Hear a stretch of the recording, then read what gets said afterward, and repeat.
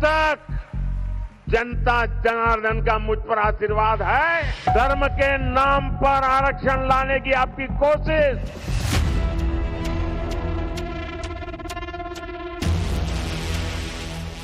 मेरे जिंदा रहते आप नहीं कर पाओगे, लिख के रखना।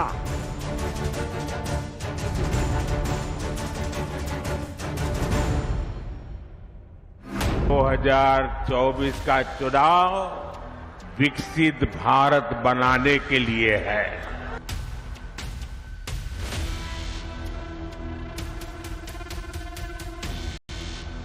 धर्म के आधार पर आरक्षण दिया और बाबा साहब आंबेडकर की पीठ में छुरा भोंका था।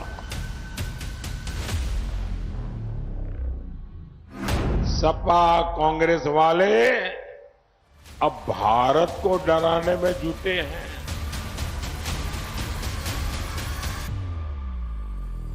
मैं जब तक जिंदा हूं, मैं धर्म के आधार पर इस देश को बांटने नहीं दूंगा। विश्व के सबसे विशाल लोकतंत्र में 60 दिनों की मोदी मार का चुनावी सियासत का यह सारांश है, जिसमें आत्मविश्वास है, दूरदर्शिता है, प्रतिबद्धता है, आक्रामकता है और 74 बरस के इस सियासी योद्धा का राष्ट्र और राष्ट्र की सत्ता के लिए परिश्रम की पराकाष्ठा है।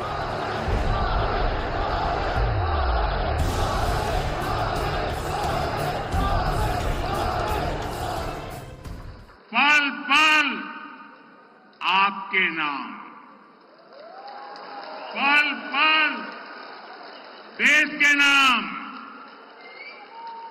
24/7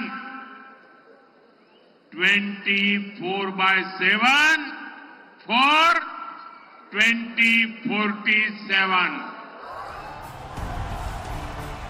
31 मार्च की तारीख थी, जिस रोज भगवा राजनीति का ये पुरोधा इस वोट युद्ध में उतरा था।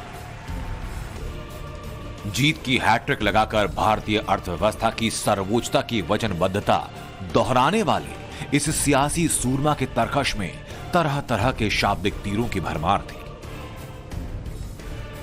शुरुआत हुई थी विकसित भारत, तीसरी अर्थव्यवस्था और भव्य राम मंदिर के संकल्प की सिद्धि से।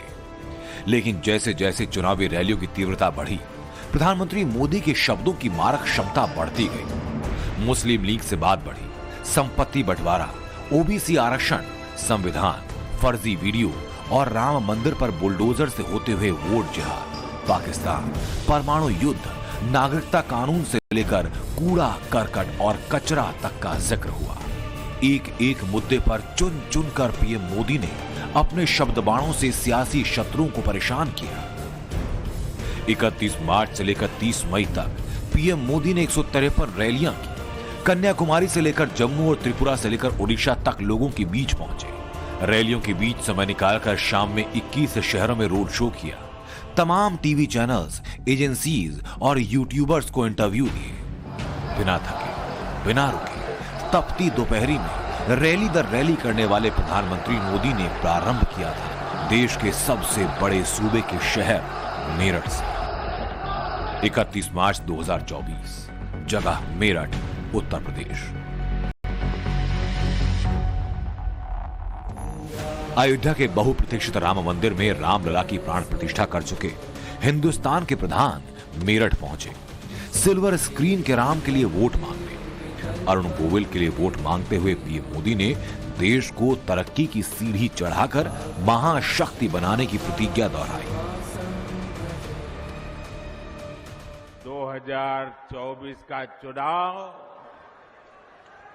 विकसित भारत बनाने के लिए है।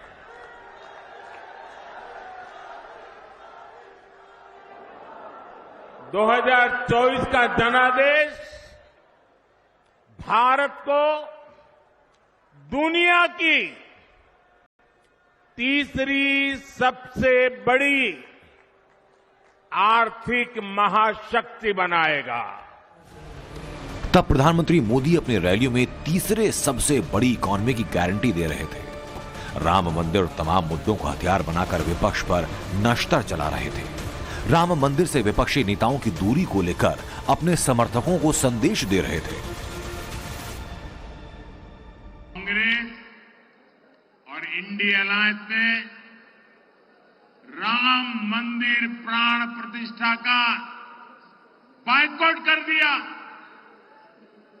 इंडिया अलायंस के लोग सनातन को समाप्त करना चाहते हैं, हिंदू धर्म की शक्ति का विनाश करना चाहते हैं।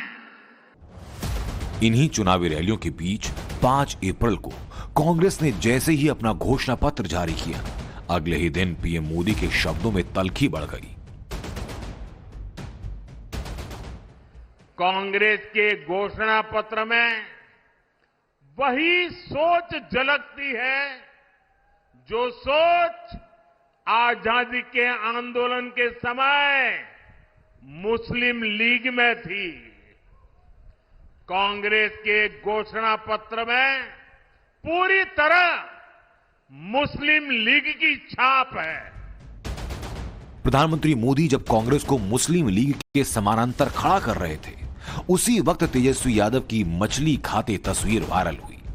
पीएम मोदी ने सधे हुए शब्दों में नवरात्र में मछली खाती तस्वीर की कुछ यूं विवेचना की। नवरात्र के दिनों में अपना नॉनवेज खाना आप किस मंशा से वीडियो दिखा दिखा करके लोगों की भावनाओं को चोट पहुंचा करके किसको खुश करने का खेल कर रहे हो? ये लोग ऐसा जानबूझकर इसलिए करते हैं ताकि इस देश की मान्यताओं पर हमला हो। तुष्टीकरण से आगे बढ़कर ये इनकी मुगलिया सोच है। 19 अप्रैल को पहले फेज की वोटिंग तक मोदी विरोध गठबंधन के नेता जाति के आसरे मुकाबला कर रहे थे। बार बार जातीय जनगणना का वादा दोहराने वाले राहुल गांधी ने सबकी संपत्तियों के एक्सरे की बात की। उनके कथित सियासी गुरु सैम पित्रोदा ने पुश्तैनी संपत्ति पर टैक्स का जिक्र किया, तो पीएम ने कुछ यूं कांग्रेसी सोच की व्याख्या की। कांग्रेस का मैनिफेस्टो कह रहा है कि वो माताओं बहनों का सोने का हिसाब करेंगे, उसकी जड़ती करेंगे, जानकारी लेंगे और फिर उस संपत्ति को बांट देंगे और उनको बांटेंगे जिनको मनमोहन सिंह जी की सरकार ने कहा था कि संपत्ति पर पहला अधिकार मुसलमानों का है। ये अर्बन नक्सल की सोच, मेरी माताओं बहनों, ये आपका मंगलसूत्र भी बचने नहीं देंगे, यहां तक जाएंगे, मैं कहने आया हूं। पीएम मोदी का अंदाज बहुत बदल चुका था। उनके भाषण में सख्ती बढ़ गई थी। यहीं से विरोधी घिरते चले गए। वो कांग्रेस को उसी के मुद्दों पर घेर कर प्रचंड प्रहार कर रहे थे।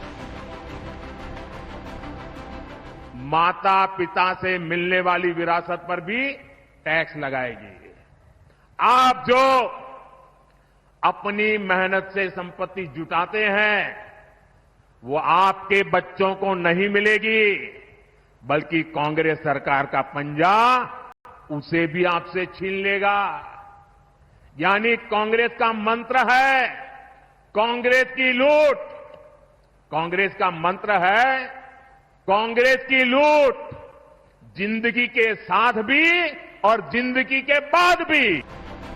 सिर्फ विरासत टैक्स नहीं, संविधान खत्म करने वाले विपक्षी आरोपों को पीएम मोदी ने अपने हिसाब से 180 डिग्री पर घुमा दिया। आरक्षण को लेकर ऐसा ब्रह्मास्त्र दागा विरोधियों पर कि पूछिए मत। आंध्र प्रदेश में धर्म के आधार पर आरक्षण दिया और बाबा साहब आंबेडकर की पीठ में छुरा भोंका था। साथियों, चुनाव तो आएंगे जाएंगे, लेकिन एक खतरनाक खेल आपकी आने वाली पीढ़ियों को तबाह कर देगा। कांग्रेस ने सामाजिक न्याय की हत्या की है। सियासी हवा का रुख अपने हिसाब से मोड़ने में माहिर पीएम ने जातीय आरक्षण को जिस अंदाज में धर्म से जोड़ा और वो नई लकीर खींचता चला गया, मोदी विरोधियों के लिए यह भारी पड़ता रहा। पूरे चुनाव प्रचार के दौरान इसे और आक्रामकता के साथ मोदी पेश करते रहे। कर्नाटका में ओबीसी को जो आरक्षण मिला हुआ है 27%, उन्होंने रातों रात सभी मुसलमानों को ओबीसी घोषित कर दिया और रातों रात ओबीसी के हक के जो 27% आरक्षण था उसमें से डाका डाला और अधिकतम उन्हीं को दे दिया।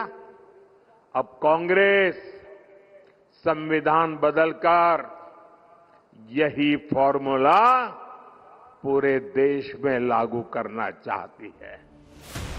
तब तक उत्तर प्रदेश में इंडिया गठबंधन के नेता पीएम मोदी को परास्त करने के लिए वोट जिहाद का जिक्र कर चुके थे। जैसे ही मुसलमानों की गोलबंदी की कोशिशें शुरू हुई, पीएम मोदी ने भगवा लकीर को और बड़ा कर दिया। अब इंडी गठबंधन ने मुसलमानों से वोट जिहाद करने को कहा है। अब बताइए, हमने लव जिहाद सुना था, लैंड जिहाद सुना था और वोट जिहाद